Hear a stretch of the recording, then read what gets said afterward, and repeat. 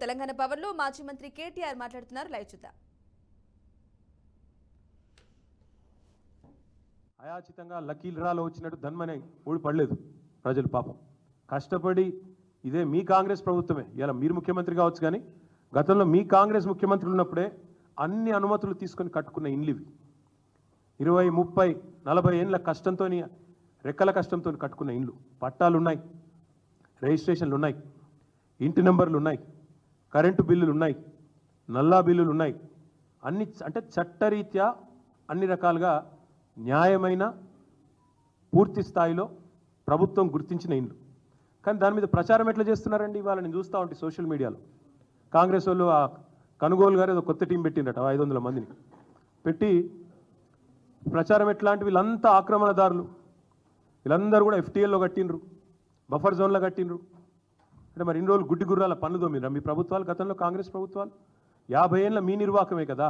ఇవాళ వాళ్ళందరూ ఇంత అవస్థలు పడ్డానికి కారణం 50 ఏళ్లలో ఎన్నడన్నా పట్టించుకున్నారు? ఇగో ఇది 2016లో మా ప్రభుత్వం వచ్చిన తర్వాత ఫస్ట్ టైం హైదరాబాద్లో చెరువులు, వాటి యొక్క FTL, వాటి బఫర్ జోన్లు డ్రా చేస్తూ ఫస్ట్ టైం ఒక జీవో ఇచ్చిన ప్రభుత్వం మా ప్రభుత్వం 2016లో. అంటే అది వరకు 1956 నుంచి 2016 వరకు, అంటే సరిగ్గా 60 ఏళ్ళు ఒక్కరంటే ఒక్క ప్రభుత్వం కాంగ్రెస్ ఉన్నా, మిగతా ప్రభుత్వాలు ఉన్నా కనీసం వాటి బౌండరీస్ కూడా డ్రా చేసే ప్రయత్నం చేయలేదు. ఎట్లా వస్తే అట్లా పట్టాలు ఇచ్చారు, రిజిస్ట్రేషన్లు చేశారు, FTL చూడలేదు, బఫర్ చూడలేదు, ఏది చూడలేదు, కట్టిపారేసిండ్రు, ఇచ్చి పారేసిండ్రు. ఇప్పుడు 2024 సంవత్సరంలో వచ్చి మీరు ఆక్రమణదారులు, మీరు తప్పు చేసిండ్రు. నేను అడుగుతా ఉన్నా, మీకు దమ్ముంటే చేత అయితే మొదలు ఎవరైతే పర్మిషన్ ఇచ్చిండ్రో వాళ్ళ మీద చర్య తీసుకోవాలి. హైకోర్టు కూడా అదే చెప్పింది కదా. ఎవరైతే పర్మిషన్ ఇచ్చిండ్రో ఆనాడు, ఎవరైతే అధికారులు, ఎవరైతే ఆనాడున్న ప్రభుత్వాలు, ఎవరెవరైతే ఈ ఆక్రమణలను, మీరు ఈరోజు ఆక్రమణలు అంటున్నారు కదా, వాటిని ప్రోత్సహించిన వాళ్ళు ఉన్నారో మీ ప్రభుత్వాలే గతంలో, వాళ్ళ మీద చర్య తీసుకో. ఎందుకు మరి మేము 2016లో వచ్చి ఈ జీవో ఇచ్చేదాకా ఎందుకు మీ ప్రభుత్వాలు ఎన్నడూ పట్టించుకోలేదని నేను అడుగుతా ఉన్నా. ఇవన్నింటికి మించి లక్షలాది మంది జీవితాలు అంధకారం చేస్తా అంటే ఒక మాట అడుగుతా ఉన్న ముఖ్యమంత్రి, నేను మీ ప్రాధాన్యం ఏంది అసలు? ప్రజలకిచ్చిన మాట నిలబెట్టుకుంటావా? ప్రజలకిచ్చిన మాట ఏంటిది? మీరు రైతులకు రైతు భరోసా అన్నారు, రైతు కూలీలకు నెలకు 1000 రూపాయలు ఇస్తా అన్నారు, ఆటో డ్రైవర్లను బాగా చూసుకుంటాం నెలకు 1000 రూపాయలు ఇస్తా అన్నావు, మహిళా సోదరిమణులను కోటీశ్వరులను చేస్తా అన్నావు, నెలకు 2500 అన్నావు. అది ఏది చేయకపోగా దానికి దేనికి పైసలు లేవట. దానికి మాత్రం పైసలు లేవు, చేతులు రావు, మనసు రాదు. కానీ 1,50,000 కోట్లు ఒక మూసీ ప్రాజెక్టు. నేను ఒకటి అడుగుతా ఉన్నా, మూసీ ప్రాజెక్టు విషయంలో ముఖ్యమంత్రి గారు చెప్పాలా. మేము కూడా మొత్తం దేశంలో ఉండే అన్ని వివరాలు తెప్పించినాం. ఇగో ఇది నమామి గంగే యొక్క DPR ప్రాజెక్టు వివరాలు మొత్తం, అసలు దాని మొత్తం ప్రాజెక్ట్ యొక్క పూర్వాపరాలు ఏంది, దాని కథ అనేది నేను కూడా అవుట్ ఆఫ్ క్యూరియాసిటీ తెప్పించిన. ఏంది అసలు నమామి గంగే ఏంది? 2400 కిలోమీటర్ల గంగా నది ప్రక్షాళన కోసం కేంద్ర ప్రభుత్వం స్టార్ట్ చేసింది ఈ కార్యక్రమం నమామి గంగే. 2400 కిలోమీటర్లు మొత్తం కలిసి దానికి పెట్టిన బడ్జెట్ ఎంతో తెలుసా? 40,000 కోట్లు. 2400 కిలోమీటర్ల గంగా నది కోసమేమో 40,000 కోట్లు.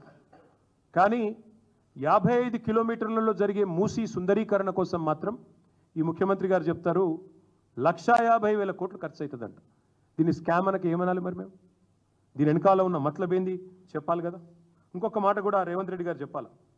అనుమతులు ఇచ్చిన ఇండ్లను కూల్చడం అంటే ఇది ప్రభుత్వానికి తన వ్యవస్థ మీద, తన యంత్రాంగం మీద, తన పరిపాలన మీద తనకే పట్టులేని తనానికి నిదర్శనం కాదని నేను అడుగుతా ఉన్నా.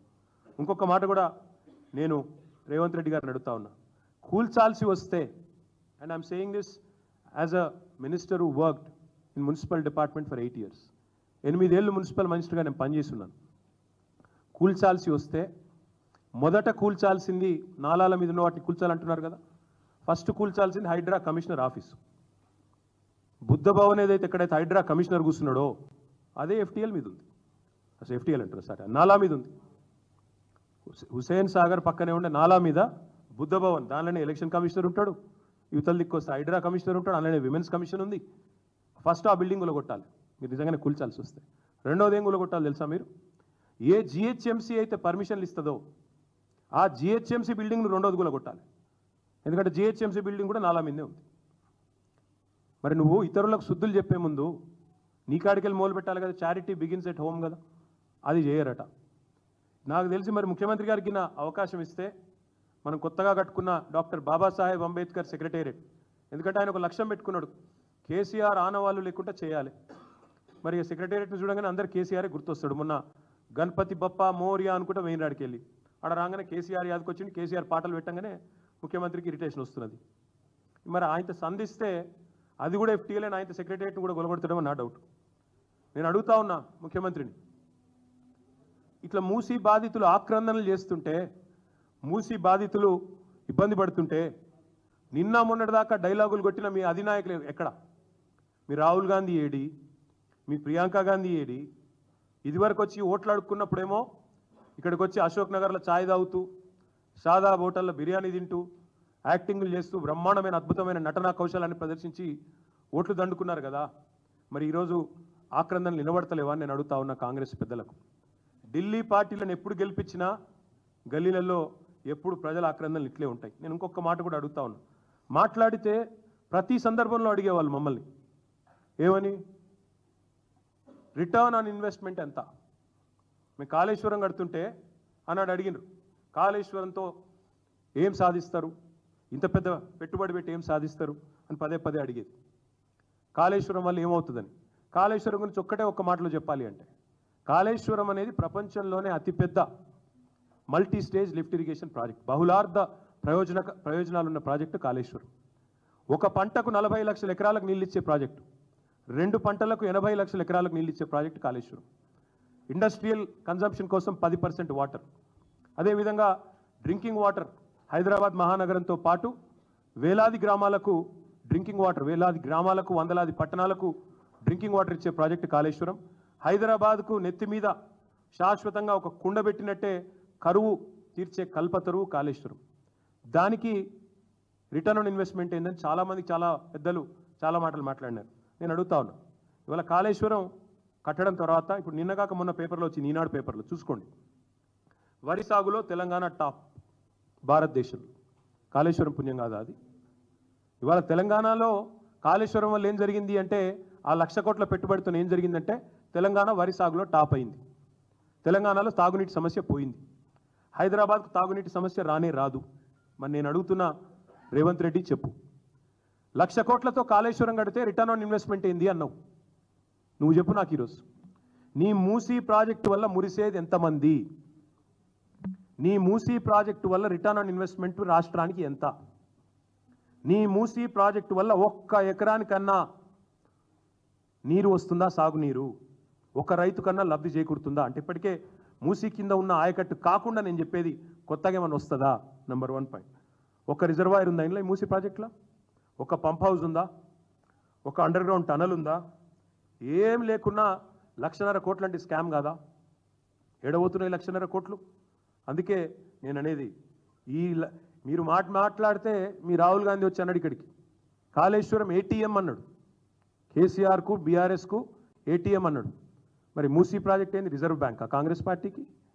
1,50,000 కోట్లు అంటే భారతదేశంలోనే అతిపెద్ద కుంభకోణం కాదా ఇది? నమామి గంగేకి 40,000 కోట్లు. ఇంకా మీకు చెప్పాలి, ఇంకా ఉన్నాయి వేరే ప్రాజెక్టులు కూడా తెప్పించిన. ఇగో ఇది Sabarmati river front. Sabarmati river ఫ్రంట్కి మొత్తం ఖర్చు అది 38.5 కిలోమీటర్లు సాబర్మతి రివర్ ఫ్రంట్. దానికైనా మొత్తం ఖర్చు 7,005 కోట్లు. ఇప్పటికీ 7,050 కోట్లు. ఇంకా కొద్దిగా పని మిగిలిందట, 2005లో చాలా అయింది, ఇంకా నడుస్తున్నది.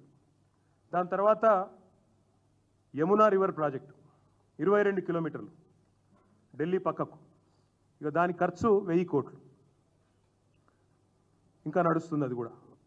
ఇక దానికంటే ముఖ్యమైనది మీకు కావాల్సింది ఇక గంగా. ఇప్పుడే చెప్పినా నేను మీకు, ఇప్పటికీ ఖర్చు అయింది నమామి గంగేలో 20,000 కోట్లు, ఇంకా 20,000 కోట్లు ఖర్చు అవుతుంది అనేది వాళ్ళ అంచనా. థేమ్స్ నది కూడా ఏదైతే ముఖ్యమంత్రి చెప్తున్నాడో అది కూడా మొత్తం ఖర్చు పెట్టింది వాళ్ళు దాదాపు 40,000 చిల్లర కోట్లు. మరి నేను అడిగేది ముఖ్యమంత్రి గారిని, ఇంతకంటే ఈ అన్నిటికంటే అద్భుతాన్ని ఏదో నేను ఆవిష్కరిస్తా అంటే దీని మీద వచ్చే రిటర్న్ ఆన్ ఇన్వెస్ట్మెంట్ ఎంత, రాష్ట్ర ప్రజలకు కొనగూరే ప్రయోజనం ఎంత, లాభం ఎంత, ఎవరి కోసం చేపడుతున్నావు మూసి చెప్పమని కోరుతా ఉన్నా. దీనివల్ల మురిసెటోళ్ళు ఎవరు, ఎగిరి గంతేసేటోళ్ళు ఎవరు, నిన్ను ఒత్తిడి పెడుతున్నది ఎవరు, నిన్ను అసలు ప్రజలకు ఇచ్చిన వాగ్దానం అమలు చేయకుండా నువ్వు ఒక దిక్కేమో పైసలు లేవు అంటావు, పెన్షన్లు పెంచమంటే పైసలు లేవు. పక్క రాష్ట్రంలో చంద్రబాబు నాయుడు గారు పెంచలేదా? రాగానే 1 వీక్లో పెంచింది కదా 4,000 పెన్షన్, నువ్వెందుకు పెంచుతలేవు? దానికేమో పైసలు లేవు. ఈరోజు వానాకాలం లాస్ట్ డే, ఇంతవరకు రైతు బంధు దిక్కులేదు. రైతులు అడుగుతున్నారు, అయిపోయింది మొత్తం పంటలు నాట్లేసినాం, సీజన్ అయిపోతుంది, ఎప్పుడు వస్తాయి పైసలని? దానికి సమాధానం లేదు. రుణమాఫీ కావాలని చెప్పి సెల్ఫీలో ఉద్యమం చేస్తున్నారు రైతులు, దాని మీద సమాధానం రాదు. కొత్త హామీలు కాదు, ఉన్న హామీలు ఏమైనా మాకు 2 నెలలు పింఛనే కొట్టినావు, దాని సంగతి ఏంటంటే చెప్పేటోడు లేడు. ఇందిరమ్మ రాజ్యం ఇందిరమ్మ రాజ్యం అన్నారు. మరి ఇందిరమ్మ రాజ్యంలో మీరు ఇల్లు కట్టిస్తారని ఓట్లేసారు, ఇందిరమ్మ ఇండ్లు అని మీరే చెప్పిండ్రు. కానీ పేదల ఇండ్లు కూలగొడతామని ముందే చెప్పినంటే ఒక్కడంటే ఒక్కడు కాంగ్రెస్ ఓటేస్తుండేనా ఒక్కసారి ఆలోచించమని చెప్పి నేను ఈ ముఖ్యమంత్రిని అడుగుతా ఉన్నా. అసలు ముఖ్యమంత్రి గారు 3-4 రోజుల నుంచి ముఖం చాటేసిండు మీడియాకి, లేకపోతే మీతో చీట్ చాట్లు అవి చేస్తుంటాడు కదా ఎక్కువ, ఇప్పుడు చేస్తలేడు. ఎందుకు? భయం. ఆతల ప్రజల ఆగ్రహం కట్టలు తెంచుకుంటున్నది, ప్రజలు ఆగ్రహ దగ్గరలో అవుతున్నారనే భయం అధికారులను ముంగడ పెడుతున్నారు. ఇది ఒక అలవాటు అయిపోయింది. అమెరికాలో బోగస్ కంపెనీలు తెచ్చిండు, వాళ్ళ అన్నగాడు 1000 కోట్ల పెట్టుబడి పెట్టి మొగాడు ఎప్పుడైపోయిండు, అన్ని పైసలు ఆడికెళ్ళి వచ్చినాయి, రేవంత్ రెడ్డి ఏమైనా పంపించి ఆడికెళ్ళి ఇటు తెప్పిస్తుండా అని విమర్శలు సోషల్ మీడియాలో రాగానే ఏం చేయాలి? జయేష్ రంజన్ రావాలి, రామకృష్ణారావు రావాలి, వాళ్ళు సంజాయిషి ఇవ్వాలి. ఇవాళ హైదరాబాద్లో మూసీలో ఈ రకంగా దుర్మార్గం ఎట్లా చేస్తారు, అరాచకం ఎట్లా చేస్తారంటే ఓ దానకిషోర్, ఓ రంగనాథ్ రావాలి. ఎందుకు నీ మంత్రులు ఎందుకు వస్తలేరు ముంగటికి? మంత్రులు ఎందుకో వచ్చి చెప్తలేరు మూసీ వల్ల గొప్పదనం, మూసీ ఎంత జనరంజకమైన ప్రాజెక్టు, మూసీ ఎంత అద్భుతమైన ప్రాజెక్టు, మూసీని చేయడం వల్ల రాష్ట్రం ఎట్లా మురిసిపోతుంది, దానివల్ల ఎన్ని అద్భుతాలు జరుగుతాయి, ఎందుకు చెప్పలేకపోతున్నారు? శాతనైతే లేదా, లేక సరుకు లేదా? నేను అదే అంటా ఉన్నా, వాస్తవాలు చెప్పే ధైర్యం లేక అధికారుల వెనకాల దాక్కుంటే కుదరదు ముఖ్యమంత్రి. అసలు మేనిఫెస్టోను చెప్పు, నీ గ్యారంటీ కార్డుల సంగతి చెప్పు, 100 రోజుల్లో అమలు చేస్తా అని 300 రోజులకు కూడా ఏమీ చేయని నీ అశక్తతను చెప్పు. ఎందుకు మరి ఎవరి కోసం ఈ కూల్చివేతలు, ఎవడి కోసం ఈ 1,50,000 కోట్లు చెప్పు. వాళ్ళు ఒక్కొక్కరు మాట్లాడుతూ ఉంటే, ఒక్కొక్కరు ఏడుస్తూ ఉంటే, చిన్న పిల్లలు 7 ఏళ్ల పిల్లలు 5 ఏళ్ల పిల్లలు ప్లకార్డులు తీసుకొని బడి బంద్ చేసి రోడ్డు ఎక్కితే ఒక మంత్రి అంటాడు 5,000 రూపాయల కోసమట మాట్లాడుతున్నారట సోషల్ మీడియాలో. అందరూ మీ లెక్క ఉండరు, కాంగ్రెస్ వాళ్ళ లెక్క. 50 కోట్లకు పిసిసి ప్రెసిడెంట్ అమ్ముకోవడం, 500 కోట్లకు ముఖ్యమంత్రి పదవి అమ్ముకోవడం, మంత్రులు ఒక్కొక్కరు పంచుకోవడం, పర్సంటేజీలు పంచుకొని ఒకరినొకరు కాపాడుకునే ప్రయత్నం చేయడం. మీ కాంగ్రెస్ లాగా దిక్కుమాలిన అలవాట్లు ప్రజలకు ఉండవు, తెలంగాణ బిడ్డలకు అసలు ఉండవు. ఆత్మగౌరవం మీద కొడితే, ఆత్మగౌరవం విషయానికే వస్తే మంత్రి గారు పెట్టి ప్రభుత్వం చేస్తున్న కార్యక్రమాల్ని తిరగరాసి చిమ్మిని బొమ్మ చేసి చూపించే ప్రయత్నం చేస్తూ ఉన్నారు. ఇవన్నీ కూడా టెంపరీ గెయిన్స్ మీకు రావచ్చు, టెంపరీగా మీకు ఆనందం కలగజేయచ్చు, ప్రజలు టెంపరీగా నమ్మొచ్చు. కానీ దీర్ఘకాలికంగా ఆలోచించినప్పుడు ముఖ్యమంత్రి కానీ కాంగ్రెస్ ప్రభుత్వం కానీ తీసుకున్నటువంటి నిర్ణయం నాకు తెలిసి ఈ రాష్ట్రంలో 90% ప్రజలు హర్షిస్తూ ఉన్నారు. హైడ్రా విషయంలో చక్కటి నిర్ణయం, ముందుకు పోండి అనే మాట చెప్తా ఉన్నారు. హైడ్రా విషయంలో తమ భేదం లేకుండా నా చుట్టమున్నా, నీ చుట్టమున్నా, నీ బంధువులున్నా, నా దోస్తులున్నా, స్నేహితులున్నా ఎవరిని కూడా ఉపేక్షించకుండా హైదరాబాద్ పూర్వవైభవం తీసుకురావాలన్నదే కాంగ్రెస్ పార్టీ యొక్క ధ్యేయం.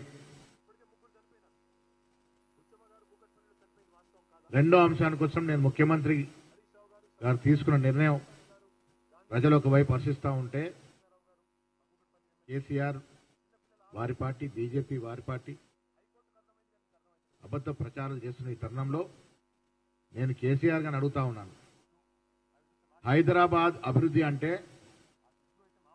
జనవాడ ఫామ్ చుట్టూ ఉన్న అభివృద్ధేనా? మీకు ఓల్డ్ సిటీ పట్టలేదా? మీరు 10 ఏళ్లుగా హైదరాబాద్ ఓల్డ్ సిటీని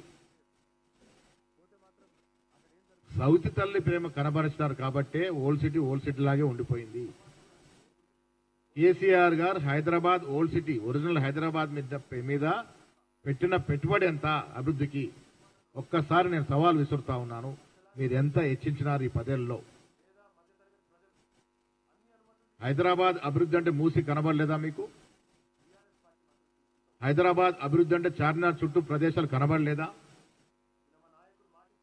హైదరాబాద్ అభివృద్ధి అంటే ప్రగతి భవన్ లేదంటే జనవాడ ఫామ్ హౌస్లు. కేటీఆర్ ఫామ్ హౌస్ చుట్టూ అభివృద్ధి, హరీష్ రావు ఫామ్ హౌస్ చుట్టూ అభివృద్ధి, కవిత గారి ఫామ్ హౌస్ చుట్టూ అభివృద్ధి. అంతేనా మీకు కనబడింది? అదేనా అభివృద్ధి అంటే? హైదరాబాద్ అభివృద్ధి అంటే మీ ఫామ్ హౌస్ చుట్టూ జరిగే అభివృద్ధేనా? ఎందుకు మీరు ఓల్డ్ సిటీ ఈ భాగ్యనగరం మీద మీరు ఎందుకు దృష్టి పెట్టలేదు? దృష్టి పెట్టపోగా ఇవాళ మేము సమూలంగా, అది చార్మినార్ ప్రాంతం కావచ్చు, అది అప్సుగూడ ప్రాంతం కావచ్చు, అది మల్కాజ్గిరి ప్రాంతం కావచ్చు, అది గచ్చిబౌలి కావచ్చు, అది మాదాపూర్ కావచ్చు, సమూలంగా అభివృద్ధి జరగాలి హైదరాబాద్ పట్టణం. అది బీదవాడి ప్రాంతం కావచ్చు, ధనవంతుడు నివసించే ప్రాంతం కావచ్చు, సమూలంగా హైదరాబాద్ అభివృద్ధి జరగాలన్నదే కాంగ్రెస్ పార్టీ యొక్క ఆకాంక్ష, రేవంత్ రెడ్డి గారి యొక్క ముఖ్యమంత్రి యొక్క ఆలోచన. ఆ దశగా పోతా ఉంటే ఇవాళ మీరు దీన్ని అడ్డంకులు సృష్టిస్తూ అబద్ధ ప్రచారాలు చేస్తూ సోషల్ మీడియాలో ఏదో జరిపినట్టుగా సృష్టిస్తూ ఉన్నారు. దీన్ని మేము పూర్తిగా ఖండిస్తూ ఉన్నాం. ఒక్కసారి గతం గుర్తు చేసుకుంటే మంచిది కాబట్టి నేను మల్లన్న సాగర్ విషయం మీకు దృష్టికి తెస్తా ఉన్నాను. 2015-16లో మల్లన్న సాగర్ కింద ఏటిగడ్డ, ఇష్టాపూర్ కానీ, ఎర్రవెల్లి కానీ, లక్ష్మాపూర్ కానీ 12 గ్రామాల ప్రజల్ని సిఆర్పిఎఫ్ జవాన్లతో తొక్కించి కొట్టించి అర్ధరాత్రులు, రేపు కోతకొచ్చిన పంట కోసుకోవాల్సిన పరిస్థితులు అర్ధరాత్రులు అరెస్టు చేసి మూకుమ్మడిగా వందలాది ట్రక్కులు